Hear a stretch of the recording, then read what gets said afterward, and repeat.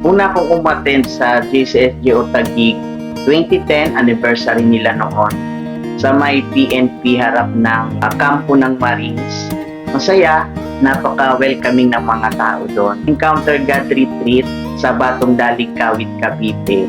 Hindi ko talaga makakalimutan yung EGR na yon kasi yun yung simula ng sinuko ko ang buhay ko sa Lord. Nakilala ko ang sarili ko at si God. Nagkaroon ako ng bagong buhay. Ngayon, humahawak na rin po ako ng outreach dito sa New Lower Bigutan. Nakakatuwa po kasi nakikita ko kung paano kumilos ang Diyos sa buhay ng mga taong naabot natin doon. At greater joy po ang makita natin na may nababago man.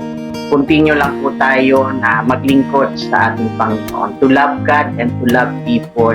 Mas marami pa pong maabot para sa ating Panginoon. Happy and blessed anniversary po sa bawat isa po na narito. God bless. Shalom.